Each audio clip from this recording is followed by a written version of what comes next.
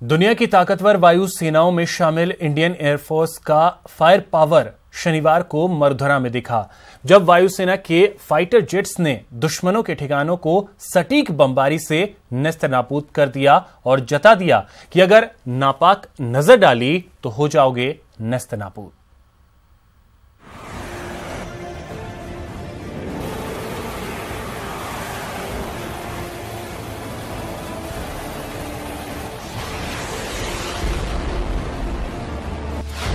देखो गौर से दुनिया वालों, ना पाक नजर ना हम पर डालो।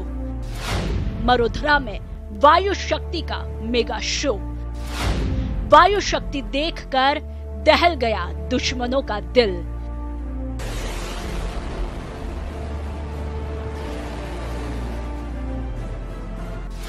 दुनिया ने देखा भारत का फायर पावर, शौर्य और शक्ति का जबरदस्त प्रदर्शन, गगन वीरों की गर्जना। पोखरण में 20 दिनों से जारी युद्धाभ्यास ऑपरेशन वायु शक्ति के समापन के मौके पर दुनिया ने भारत का फायर पावर देखा। मरुधरा में वायु शक्ति 2019 के मेगा शो में एयरफोर्स अपने 138 फाइटर जेट्स के साथ ही लड़ाकू हेलीकॉप्टर और कई तरह के अत्याधुनिक हथियारों से अपना पावर दिखाया। फाइटर्स जेट्स ने पोखरण फायरिंग रेंज में एक के बाद एक दुश्मन के काल्पनिक ठिकानों पर जबरदस्त बमबारी कर उन्हें ध्वस्त कर दिया। वायु शक्ति के समापन समारोह में एयरफोर्स ने दिन, शाम और रात का समय चुना। शनिवार शाम से शुरू हुआ ये कार्यक्रम गहरा अंधेरा छाने तक चला। देश के 8 एयरबेस से एक के बाद एक कर 138 फाइटर्स ने बेहद सटीक बमबारी कर समा बांध दिया।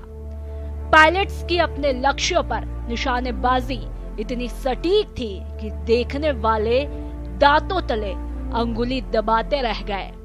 फायरिंग रेंज में दुश्मनों के काल्पनिक ठिकाने बनाने के साथ ही रण क्षेत्र में आगे बढ़ती सेनाओं को भी दर्शाया गया।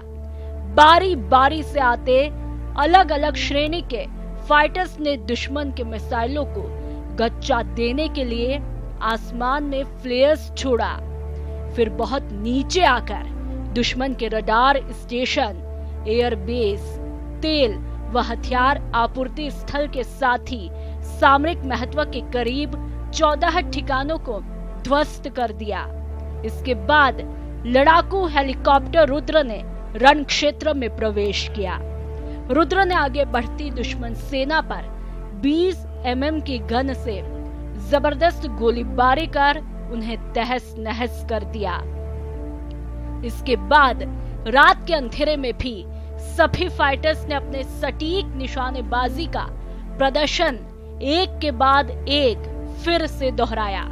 वायुसेना अपनी ताकत को परखने के लिए हर 3 साल बाद पोखरण फील्ड फायरिंग में युद्धाभ्यास करती है।